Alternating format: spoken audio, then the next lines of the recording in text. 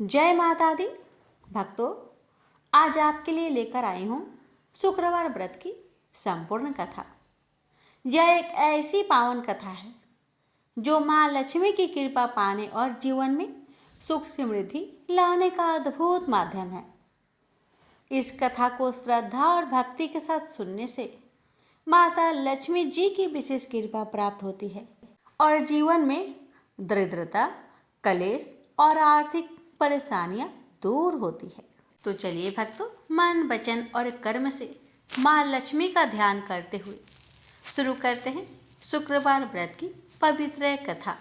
एक बूढ़ी औरत थी जो प्रत्येक दिन नित्य सुबह उठकर घर आंगन को साफ करके स्नान करके पूरे विधि विधान के साथ शुक्र भगवान की पूजा अर्चना करती थी। एक बार की बात है, उस बूढ़ी औरत को अपने शहर से बाहर जाना था, तो उसने अपने बहू से कहा कि ये बहू, प्रत्येक शुक्रवार को सुबह उठकर नहाने के बाद शुक्र भगवान की पूजा पाठ किया करना।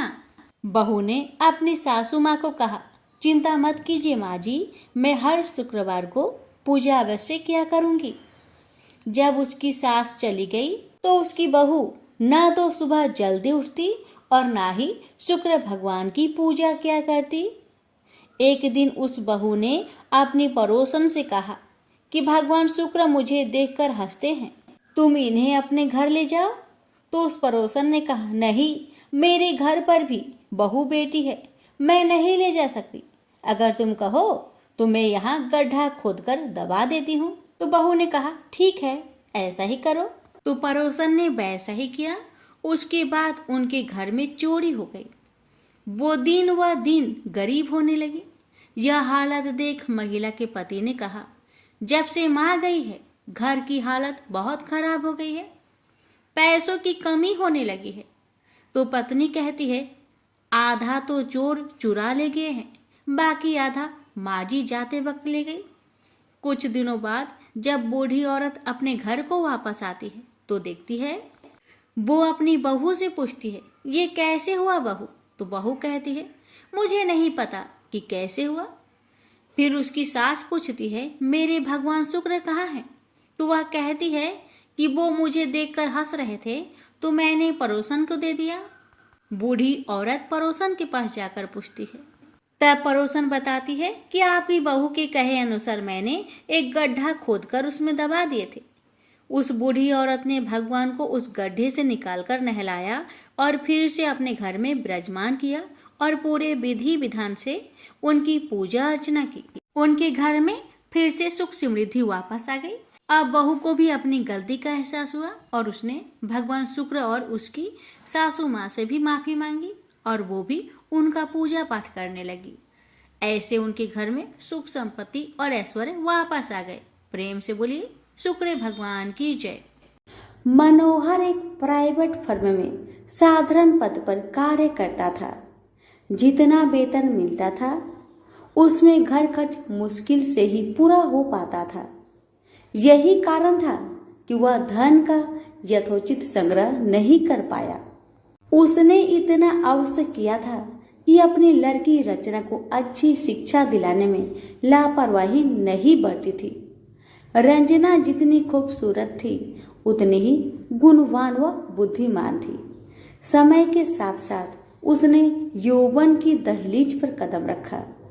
एक दिन मनोहर की पत्नी माधवी ने कहा, सुनो जी, लड़की अब सयानी हो गई है, इसके बारे में कुछ सोचा है आपने?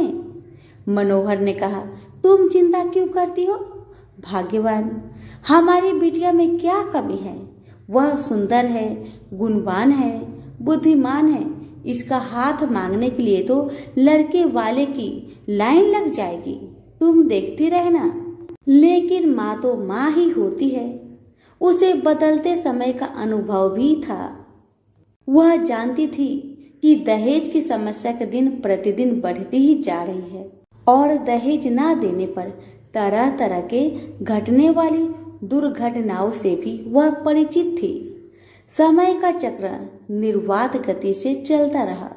रंजना ने शिक्षा भी पूरी कर ली। उसने बीए प्रथम श्रेणी से पास करके घर में खुशियां ला दी थी। लेकिन माँ को तो बस एक ही चिंता थी, किसी भी तरह रचना के हाथ पीले हो जाए। पिछले कुछ दिनों में मनोहर को भी रंजना की शादी की चिंता सताने लगी थी और वह योग वर की तलाश में जुट गया था। वह जहां भी जाता दहेज की मांग मुंह बाए खरी मिलती। सीधा साधा मनोहर दुनियादारी से परिचित था। उसने तो यही सोचा था कि उसकी लड़की की शादी उसके गुण व रूप के कारण कहीं भी हो जाएगी। लेकिन जब वास्तविकता सामने आई तो वह भी हताश हो गया। एक दिन मनोहर ऑफिस में अपनी सीट पर मुंह लटकाए बैठा था। तभी उसकी सहकर्मी धन सिंह उसके पास आया और पूछा, मनोहर क्या बात है, मुंह लटकाए क्यों बैठे हो? सब कुछ ठीक ठाक तो है ना? मनोहर ने अपनी सारी समस्या उसके सामने रखी तो वह बोला, आजकल माँ वैभव लक्ष्मी के काफी चमत्कार सुनने में आ रहे हैं। चारों तरफ उन्हीं की जय जयकार हो रही है। सुना है माँ वैभव लक्ष्मी हर समस्या का समाधान चुटकियों में ही कर देती है। मेरा तो कहना है कि तुम भी उनकी शरण में चले जाओ। बिटिया के लिए योग वर खुद ब खुद तुम्हारे द्वार पर आ जाएगा। धन सिंह की बातों से मनोहर का विवेक जाग उठा और उसने पत्नी सहित माँ वैभव लक्ष्मी के 21 शुक्रवार तक व्रत रखने का संकल्प लिया। व्रत के दिन पति पत्नी माँ का ही गुणगान करते रहे और शाम को पूजन कर भोजन करते हैं। इस तरह जब 7वें शुक्रवार का व्रत था, उसी दिन उसकी फर्म का मालिक सेठ दीनदयाल उसके घर पहुंचा। उन्हें देखकर पहले तो मनोहर चौंका, फिर आओ भगत में जुट गया। सेठ दीनदयाल ने मनोहर से कहा, मनोहर बुरा न मानना, तो मैं एक बात कहूँ। मनोहर ने कहा, आप भी कैसी बातें करते हैं सेठ जी, आप तो बस आदेश करें। सेठ दीनदयाल ने कहा, तुम्हारी बेटी रचना मुझे और मेरे लड़के राजेश को बहुत पसंद है।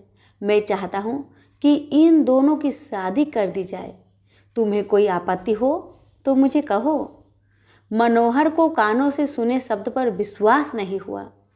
अपनी प्रसन्नता को मन में दबाते हुए बोला, सेठ जी, कहा आप राजा भोज के सामान और कहा मैं गंगू तेली जैसा। आपके सामने मेरी हैसियत ही क्या है? सेठ दीनदयाल ने उसकी बात को भांपते हुए कहा, मनोहर तुम किसी प्रकार की चिंता मत करना, यह शादी दहेज के बिना होगी। बस मुझे तो रचना जैसी गुणवान लड़की ही चाहिए। मनोहर और उसकी पत्नी माधवी ने इसे माँ का ही चमत्कार माना और एक दूसरे की तरफ देखते हुए स्वीकृति दे दी। फिर रचना की शादी बड़े धूमधाम से हुई, जिसे देखकर सभी दंग रह गए। शादी के बाद मनोहर और उसकी पत्नी 21 शुक्रवार व्रत पूरे किए। व्रत के अंतिम दिनों दोनों ने 21 कन्याओं को भोजन कराया तथा माँ वैभव लक्ष्मी का विधिवत पूजन कर व्रत कथा की 21 पुस्तकें माँ के श्रद्धालु भक्तों में बांटी। माँ की कृपा से मनोहर माधवी सुखपूर्वक रहने लगे। इधर 9 माह बाद रचना को पुत्र रत्न की प्राप्ति हुई। ये सब माँ के चमत्कार की बदौलत ही संभव हो पाया था। तो सभी मिलकर बोलिए, माँ वैभव लक्ष्मी की जय। एक समय की बात है, काशी निवासी धनंजय की पत्नी का नाम सुलक्षणा था। उसे अन्य सब सुख प्राप्त थे, केवल निर्धनता ही उसके दुख का एकमात्र कारण था। यह दुख उसे हर समय सताता रहता था। एक दिन सुलक्षणा पति से बोली, स्वामी आप कुछ उद्यम करो तो काम चले, इस प्रकार कब तक काम चलेगा? सुलक्षणा की बात धनंजय के मन में बैठ गई और वह उसी दिन विश्वनाथ शंकर जी को प्रसन्न करने के लिए बैठ गया और कहने लगा, हे देवाधिदेव विश्वेश्वर, मुझे पूजा पाठ कुछ नहीं आता है, केवल आपके भरोसे बैठा हूँ। इतनी विनती करके वह 2-3 दिन भूखा प्यासा बैठा रहा। यह देखकर भगवान शंकर उसके कानों में अन्नपूर्णा अन्नपूर्णा अन्नपूर्णा इस प्रकार 3 बार कहा। यह कौन क्या कह गया, इसी सोच में धनंजय पड़ गया कि मंदिर से आते ब्राह्मणों को देखकर पूछने लगा, पंडित जी अन्नपूर्णा कौन है? ब्राह्मणों ने कहा, तू अन्न छोड़ बैठा है, सो तुझे अन्न की ही बात सूझती है। जा घर जाकर अन्न ग्रहण कर। धनंजय घर गया, स्त्री से सारी बात कही। वह बोली, नाथ चिंता मत करो, स्वयं शंकर जी ने आपको यह मंत्र दिया है, वे स्वयं ही खुलासा करेंगे, आप फिर जाकर उनकी आराधना करो। धनंजय फिर जैसा कि तैसा पूजा में बैठ गया। रात्रि में शंकर जी ने आज्ञा दी और कहा, तू पूर्व दिशा में चला जा। वह अन्नपूर्णा का नाम जपता जाता और रास्ते में फल खाता, झरनों का पानी पीता जाता। इस प्रकार कितने ही दिनों तक चलता गया। वहां उसे चांदी सी चमकती वन की शोभा देखने में आई। सुंदर सरोवर देखने में या उसके किनारे कितनी ही अप्सराएं झुंड बनाए बैठी थी। एक कथा सुनती और सब मिलकर मां अन्नपूर्णा इस प्रकार बार बार कहती थी। यह अगहन मास की उजेली रात्रि थी और आज से ही व्रत का आरंभ था। जिस शब्द की खोज करने वहां निकला था वह उसे वहां सुनने को मिला। धनंजय ने उनके पास जाकर पूछा, हे देवियों, आप यह क्या करती हो? उन सब ने कहा, हम सब मां अन्नपूर्णा का व्रत करती हैं। धनंजय ने पूछा, व्रत पूजा करने से क्या होता है? यह किसी ने किया भी है? इसे कब किया जाए? कैसा व्रत है और कैसी विधि है? मुझसे भी विस्तार से बताओ। वे कहने लगे, इस व्रत को सब कोई कर सकते हैं। 21 दिन तक के लिए 21 गांठ का सूत लेना चाहिए। 21 दिन यदि ना बने तो एक दिन उपवास करे, या भी ना बने तो केवल कथा सुनकर प्रसाद ले। निराहार रहकर कथा कहे, कथा सुनने वाला कोई ना मिले तो पीपल के पत्तों को रख सुपारी या घृत कुमारी वृक्ष को सामने कर, दीपक को साक्षी कर, सूर्य गाय तुलसी या महादेव को बिना कथा सुनाए मुख में दाना न डाले। यदि भूल से कुछ पड़ जाए तो एक दिवस फिर उपवास करे। व्रत के दिन क्रोध ना करे और झूठ ना बोले। धनंजय बोला, इस व्रत के करने से क्या होगा? वे कहने लगी, इसके करने से अंधों को नेत्र मिले, लुल्लू को हाथ मिले, निर्धन के घर धन आए, बाझीन को संतान मिले, मूर्ख को विद्या आए। जिस कामना से व्रत करे माँ उसकी इच्छा पूरी करती है। वह कहने लगा, बहिनों, मेरे पास भी धन नहीं है, विद्या नहीं है, कुछ भी तो नहीं है। मैं तो दुखिया ब्राह्मण हूँ, मुझे इस व्रत का सूत दोगी? हाँ भाई, तेरा कल्याण हो, हम तुम्हें अवश्य देंगे। ले इस व्रत का मंगल सूत्र ले। धनंजय ने व्रत किया। व्रत पूरा हुआ तभी सरोवर में से 21 खंड की स्वर्ण सीरी हीरा मोती जरी हुई प्रकट हुई। धनंजय अन्नपूर्णा अन्नपूर्णा कहता जाता था। इस प्रकार कितनी ही सीढ़ियां उतर गया तो क्या देखता है कि करोड़ों सूर्य से प्रकाशमान अन्नपूर्णा का मंदिर है। उसके सामने स्वर्ण सिंहासन पर माता अन्नपूर्णा विराजमान है। सामने भिक्षा हेतु शंकर भगवान खड़े हैं। देवंगनाएं चवर डुलाती है, कितने ही हथियार बंधे पहरा देती हैं। धनंजय दौड़कर जगदम्बा के चरणों में गिर गया। देवी उसके मन का कलेश जान गई। धनंजय कहने लगा, माता, आप तो अंतर्यामी हो, आपको अपनी दशा क्या बताओ? माता बोली, मेरा व्रत किया है, क्या संसार तेरा सत्कार करेगा। माता ने धनंजय की जिह्वा पर बीज मंत्र लिख दिया। अब तो उसके रोम रोम में विद्या प्रकट हो गई। इतने में क्या देखता है कि वह काशी विश्वनाथ के मंदिर में खड़ा है। माँ का वरदान ले धनंजय घर आया, सुलक्षणा से सब बात कही। माता जी की कृपा से उसके घर में संपत्ति उमड़ने लगी। छोटा सा घर बहुत बड़ा गिना जाने लगा।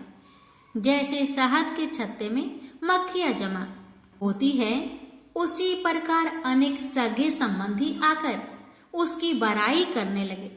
कहने लगे, इतना धन और इतना बड़ा घर, सुंदर संतान नहीं तो इस कमाई का कौन भोग करेगा। सुलक्षणा से संतान नहीं है, इसलिए तुम दूसरा विवाह करो। अनिच्छा होते हुए भी धनंजय को दूसरा विवाह करना पड़ा और सती सुलक्षणा को सौत का दुख उठाना पड़ा। इस प्रकार दिन बीतते गए। फिर अगहन मास आया।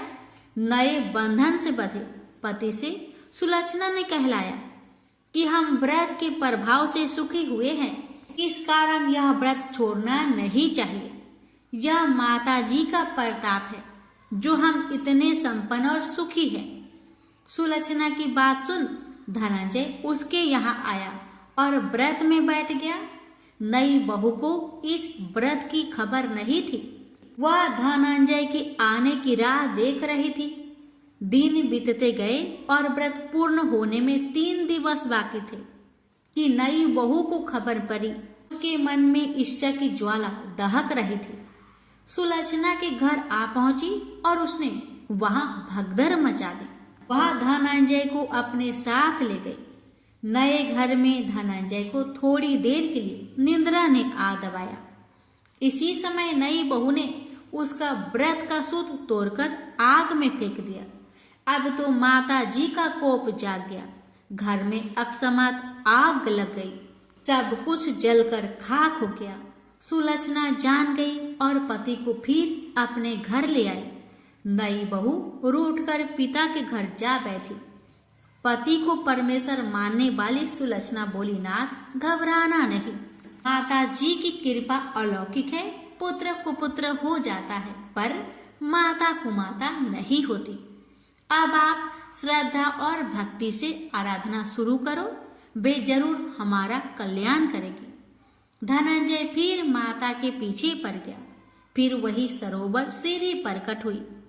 उसमें माँ अन्नपूर्णा कहकर वह उतर गया। वहां जा माता जी के चरणों में रुदन करने लगा। माता प्रसन्न हो बोली, यह मेरी स्वर्ण की मूर्ति ले, उसकी पूजा करना, तू फिर सुखी हो जाएगा। जा, तुझे मेरा आशीर्वाद है। तेरी स्त्री सुलक्षणा ने श्रद्धा से मेरा व्रत किया है, उसे मैंने पुत्र दिया है। धनंजय ने आंखें खोली तो खुद को काशी विश्वनाथ के मंदिर में खड़ा पाया। वहां से फिर उसी प्रकार घर को आया। इधर सुलक्षणा के दिन चढ़े और महीने पूरे होते ही पुत्र का जन्म हुआ। गांव में आश्चर्य की लहर दौड़ पड़ी। इस प्रकार उसी गांव के निसंतान सेठ के पुत्र होने पर उसने माता अन्नपूर्णा का मंदिर बनवा दिया। उसमें माता जी धूमधाम से पधारी, यज्ञ किया और धनंजय को मंदिर के आचार्य का पद दे दिया। जीविका के लिए मंदिर की दक्षिणा और रहने के लिए बड़ा सुंदर सा भवन दिया। धनंजय स्त्री पुत्र सहित वहां रहने लगा। माता जी की चढ़ावे में भरपूर आमदनी होने लगी। उधर नई बहू के पिता के घर डाका पड़ा, सब लुट गया। वे भीख मांगकर पेट भरने लगे। सुलक्षणा ने यह सुना तो उन्हें बुला भेजा, अलग घर में रख लिया और उनके अन्य वस्त्र का प्रबंध कर दिया। धनंजय, सुलक्षणा और उसका पुत्र माताजी की कृपा से आनंद से रहने लगे। माताजी ने जैसे इनके भंडार भरे वैसे सबके भंडार भरे। प्रेम से बोलिए, अन्नपूर्णा माता जी की जय। हर हर महादेव। माता पार्वती की जय। एक बुढ़िया माई थी। उसके 7 लड़के थे। 6 कमाने वाले थे और एक निकम्मा था, कमाता कुछ नहीं था। बुढ़िया माई अपने 6 बेटों के लिए भोजन बनाती थी और उनको भोजन कराती और उनसे जो कुछ जूठन बचती वह 7वें बेटे को देती थी। एक दिन 7वां बेटा अपनी पत्नी से बोला, देखो मेरी माँ को मुझ पर कितना प्रेम है। वह बोली, क्यों नहीं, सबका जो जूठा तुमको खिलाती है। वह बोला, ऐसा नहीं हो सकता।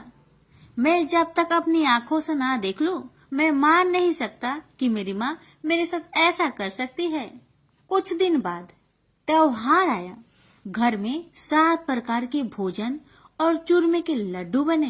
अब सबसे छोटे लड़के ने, यानी कि 7वें लड़के ने, अपना सिर दुखने का बहाना बनाया और पतला चादर ओढ़कर रसोई घर में सो गया, ये देखने के लिए कि मेरी माँ मुझे जूठे भोजन देती है या फिर बनाई हुई ताजी भोजन देती है।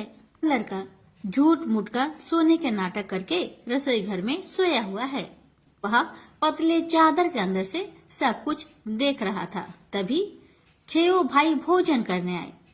उसने देखा माँ ने उनके लिए सुंदर आसन बिछाया, नाना प्रकार की रसोई परोसी और आग्रह करके उन्हें जिमाया और वह देखता रहा। तब 6 भाइयों ने भोजन करके उठा। तब माँ ने क्या किया कि उनकी बची हुई भोजन, जूठी भोजन थालियों में से इकट्ठा करके सभी लड्डुओं के टुकड़ों को उठाकर एक लड्डू बनाया और सभी जूठन को साफ करके बुढ़िया ने अपने सबसे छोटे लड़के को पुकारा, बेटा 6 भाई भोजन करके चले गए, अब तू ही बाकी है, उठ और खाना खा ले। तब वह बेटा कहने लगा, माँ मुझे आज भूख नहीं लगा है, मुझे भोजन नहीं करना, मैं अब जहाँ नहीं रहूंगा, मैं परदेश चला जाऊंगा। अपने बेटे की बातें सुन माँ ने कहा, बेटा तू कल जाना चाहता है ना, कल क्यों जाएगा, तुम आज ही चला जा। तब बेटा बोला, हाँ माँ, मैं आज ही चला जा रहा हूँ। यह कहकर वह घर से निकल गया। चलते समय पत्नी की याद आई। वह गौशाला में उपले थाप रही थी। वहां जाकर वह बोला, हम जावे परदेश, आवेंगे कुछ काल, तुम रहियो संतोष से, धर्म अपनो पाल।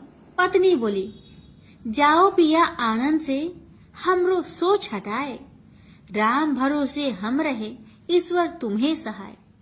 2 निशानी आपन, देख धरो में धीर, सुधी मती हमारी, बिसारियो रखियो मन गंभीर। पति बोला, मेरे पास तो कुछ नहीं, यह अंगूठी है, सुले और अपनी कुछ निशानी मुझे भी दे। पत्नी बोली, मेरे पास क्या है, यह गोबर से भरा हाथ। यह कहकर पति के पीठ पर गोबर के हाथ की थाप मार दी। अब पति चल दिया। चलते चलते दूर देश पहुंचा। वहां एक साहूकार की दुकान थी। वहां जाकर कहने लगा, भाई मुझे नौकरी पर रख लो। साहूकार को जरूरत थी तो वह बोला, रह जाओ। लड़के ने पूछा, तनख्वाह क्या दोगे? तो साहूकार ने कहा, तुम्हारा काम देखकर तब हम दाम देंगे। साहूकार की नौकरी मिली। वह सुबह 7 बजे से 10 बजे तक नौकरी करने लगा। कुछ दिनों में दुकान का सारा लेन देन, हिसाब किताब, ग्राहकों को माल बेचना, सारा काम करने लगा। साहूकार के 7-8 नौकर थे। वे सब चक्कर खाने लगे। यह तो बहुत होशियार बन गया है। सेठ ने भी काम देखा और 3 महीने में ही उसे आधे मुनाफे का हिस्सेदार बना लिया। वह कुछ वर्ष में ही नामी सेठ बन गया और मालिक सारा कारोबार उस पर छोड़कर चला गया। इधर पति की अनुपस्थिति में उसकी पत्नी को सास ससुर दुख देने लगे। सारी गृहस्थी का काम करा के उसे लकड़ी लेने जंगल में भेजते हैं। इस बीच घर के आटे से जो भूसी निकलती, उसकी रोटी बनाकर रख दी जाती और उसके साथ ही फूटे नारियल की नारेली में पानी। एक दिन वह लकड़ी लेने जा रही थी। रास्ते में बहुत सी स्त्रियां संतोषी माता की व्रत करते दिखाई दी। वह लड़की खड़ी होकर कथा सुनने लगी और पूछा, बहनों तुम किस देवता की व्रत करती हो और उसके करने से क्या फल मिलता है? यदि तुम इस व्रत का विधान मुझे समझाकर कहोगी तो मैं तुम्हारा बड़ा एहसान मानूंगी। तब उनमें से एक स्त्री बोली, सुनो बहन, यह संतोषी माता का व्रत है। इसके करने से निर्धनता, दरिद्रता का नाश होता है और जो कुछ मन में कामना हो सब संतोषी माता की कृपा से पूरी होती है। तब उसने उससे व्रत की विधि पूछी। भक्तिनी स्त्री बोली, 1.25 आने का गुड़ चना लेना, इच्छा हो तो 5.25 आने का लेना, या फिर 1.25 रुपए का भी सहूलियत के अनुसार लाना। बिना परेशानी और श्रद्धा व प्रेम से जितना भी बन पड़े 1.25 लेना। प्रत्येक शुक्रवार को निराहार रहकर कथा सुनना। इसके बीच कर्म टूटे नहीं, लगातार नियम पालन करते रहना। सुनने वाला कोई न मिले तो घी का दीपक जला उसके आगे या जल के पात्र के सामने रखकर कथा कहना। जब कार्य सिद्ध न हो नियम का पालन करना और कार्य सिद्ध हो जाने पर व्रत का उद्यापन करना। 3 मास में माता फल पूरा करती है। यदि किसी के ग्रह खोटे भी हो तो भी माता वर्ष भर में कार्य सिद्ध करती है। फल सिद्ध होने पर उद्यापन कर लेना चाहिए, बीच में नहीं। उद्यापन में 2.5 सेर आटे का खाजा तथा इसी परिमाण में खीर तथा चने का साग करना। 8 लड़कों को भोजन कराना। जहाँ तक मिले देवर, जेठ, भाई बंधु के हो, न मिले तो रिश्तेदारों और पास पड़ोसियों को बुलाना। उन्हें भोजन करा, यथाशक्ति दक्षिणा दे। माता का नियम पूरा करना। उस दिन घर में खटाई न खाना। यह सुन बुढ़िया माई के लड़के की बहू चल दी। रास्ते में लकड़ी की बोझ को बेच दिया और उन पैसों से गुड़ चना ले माता की व्रत की तैयारी कर आगे चली और सामने मंदिर देखकर पूछने लगी, यह मंदिर किसका है? सब कहने लगे, संतोषी माता का मंदिर है। यह सुनकर माता के मंदिर में जाकर चरणों में लौटने लगी। दीन हो विनती करने लगी, माँ मैं निपट अज्ञानी हूँ, व्रत के कुछ भी नियम नहीं जानती, मैं दुखी हूँ। हे माँ जगत जननी मेरा दुख दूर कर, मैं तेरी शरण में आई हूँ। माता को दया आई। एक शुक्रवार बीता कि दूसरे को उसके पति का पत्र आया और तीसरे शुक्रवार को उसका भेजा हुआ पैसा आ पहुंचा। यह देख जेठ जेठानी मुंह से रोकने लगी। लड़के ताने देने लगे। काकी के पास पत्र आने लगे, रुपया आने लगा। अब तो काकी की खातिर बढ़ेगी। बेचारी सरलता से कहती, भैया कागज आवे रुपया आवे, हम सब के लिए अच्छा है। ऐसा कहकर आंखों में आंसू भरकर संतोषी माता के मंदिर में आ मातेश्वरी के चरण में गिरकर रोने लगी। माँ मैंने तुमसे पैसा कब मांगा है माँ? मुझे पैसे से क्या काम है माँ? मुझे तो अपने सुहाग से काम है। मैं तो अपनी स्वामी के दर्शन मांगती हूँ माँ। तब माता ने प्रसन्न होकर कहा, जा बेटी तेरा स्वामी आएगा। यह सुनकर खुशी से बावली होकर घर जा पहुंची, अपना काम काज करने लगी। अब संतोषी माँ विचार करने लगी, इस भोली पुत्री को मैंने कह तो दिया कि तेरा पति आएगा, लेकिन कैसे? वह तो इसे सपने में भी याद नहीं करता। उसे याद दिलाने को मुझे ही जाना पड़ेगा। इस तरह माता जी उस बुढ़िया के बेटे के पास जा सपना में प्रकट हो कहने लगी, साहूकार के बेटे तुम सो रहा है या जागता है? वह कहने लगा, माता मैं सोता भी नहीं जागता भी नहीं, कहो क्या आज्ञा है? माता कहने लगी, तेरे घर बार कुछ है कि नहीं? वह बोला, मेरे पास सब कुछ है माँ। माँ बाप है, पत्नी है, क्या कमी है माँ? माँ बोली, भोले पुत्र तेरी पत्नी घोर कष्ट उठा रही है, तेरे माँ बाप उसे परेशान कर रहे हैं, वह तेरे लिए तरस रही है, तू उसकी सुधि ले। वह बोला, हाँ माता जी यह तो मालूम है, परंतु जाऊं तो कैसे? परदेश की बात है, लेन देन का कोई हिसाब नहीं है, कोई जाने का रास्ता भी नहीं आता, कैसे चला जाऊं? माँ कहने लगी, मेरी बात मान, सवेरे नहा धोकर संतोषी माता का नाम ले, घी का दीपक जला, दंडवत कर दुकान पर बैठ। देखते देखते तेरा सारा लेन देन चुक जाएगा, जमा का माल बिक जाएगा, साज होते होते धन का भारी ढेर लग जाएगा। माता की बात मानकर वह नहा धोकर संतोषी माता को दंडवत घी का दीपक जला। थोड़ी देर में देने वाले रुपए लाने लगे, लेने वाले हिसाब लेने लगे। कोठे में भरे सामान की खरीदारी नगद दाम में दे सौदा करने लगे। शाम तक धन का भारी ढेर लग गया।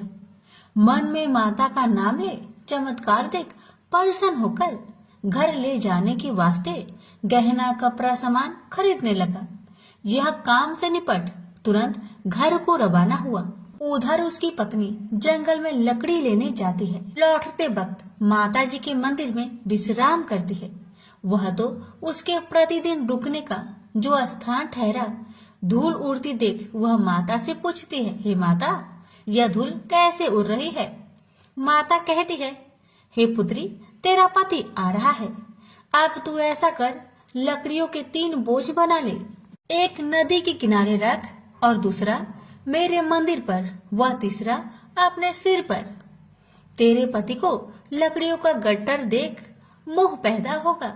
वह यहाँ रुकेगा, नाश्ता पानी खाकर माँ से मिलने जाएगा।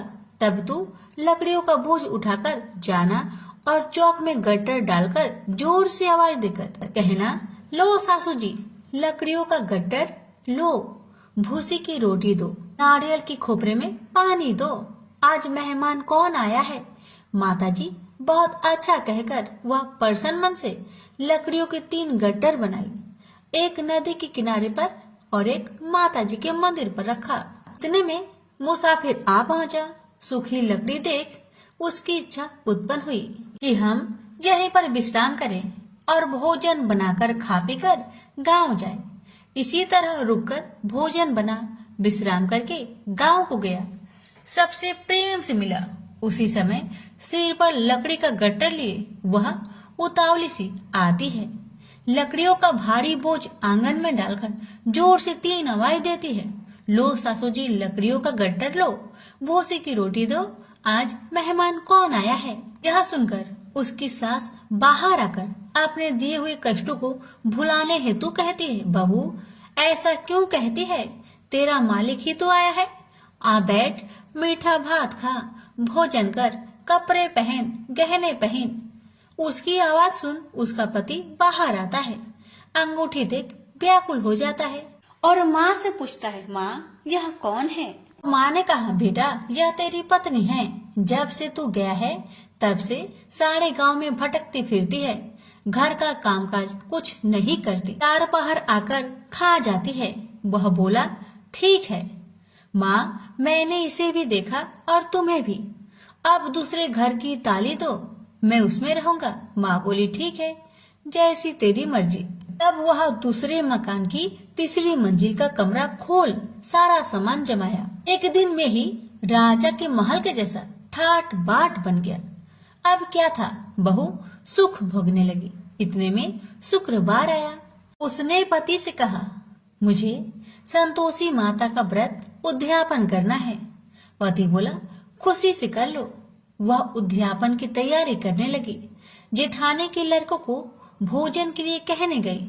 उन्होंने मंजूर किया, परंतु पीछे से जेठानी ने अपने बच्चों को सिखाया, देखो भोजन के समय खटाई मांगना, जिससे उसका उद्यापन पूरा ना हो। अब तो बच्चे जिमने आए, खीर खाना पेट भर के खाए, परंतु बाद में खाते ही कहने लगे, हमें खटाई दो, खीर खाना हमको नहीं भाता, देखकर आरुचि होती है। वह कहने लगी, भाई खटाई किसी को नहीं दी जाएगी, यह माँ संतोषी का प्रसाद है। लड़के उठ खड़े हुए, बोले, पैसे लाओ। भोली बहू कुछ जानती नहीं थी, वह उन बालकों को पैसे दे दिए। लड़के उसी समय हट करके इमली खटाई ले खाने लगे। यह देखकर बहू पर माताजी ने कोप किया। राजा के दूत उसके पति को पकड़कर ले गए। जेठ जेठानी मन माने वचन कहने लगे, लूट लूट कर धन इकट्ठा कर लाया है, अब सब मालूम पड़ जाएगा जब जेल की मार खाएगा। बहू से यह सहन नहीं हुआ। रोती हुई बहू माता जी के मंदिर गई। कहने लगी, हे माता, तुमने क्या किया? हंसाकर अब भक्तों को रुलाने लगी। माता बोली, बेटी, तूने उद्यापन करके मेरा व्रत भंग किया है। वह कहने लगी, माता, मैंने कुछ अपराध किया है क्या? मैंने तो भूल से लड़कों को पैसे दे दिए थे, मुझे क्षमा करो, मैं फिर तुम्हारा उद्यापन करूंगी। माँ बोली, अब भूल मत करना। माँ कहती है, अब भूल नहीं होगी, अब बतलाओ वो कैसे आएंगे? माँ बोली, जा पुत्री, तेरा पति तुझे रास्ते में आता मिलेगा। वह निकली, राह में पति आता मिला। वही पूछी, कहाँ गए थे? वह कहने लगा, इतना धन जो जमाया है उसका टैक्स राजा ने मांगा था, वह भरने गया था। वह परेशान हो बोली, भला हुआ, अब घर को चलो। कुछ दिन बाद फिर शुक्रवार आया। फिर वह बोली, मुझे माता का उद्यापन करना है। पति ने कहा, करो। पत्नी फिर जेठ के लड़कों को भोजन को कहने गई। ठानी ने एक दो बातें सुनाई। सब लड़कों को सिखाने लगी, तुम सब लोग पहले ही खटाई मांगना। लड़के भोजन से पहले कहने लगे, हमें खीर नहीं खाना, हमारा जी बिगड़ता है, कुछ खटाई खाने को दो।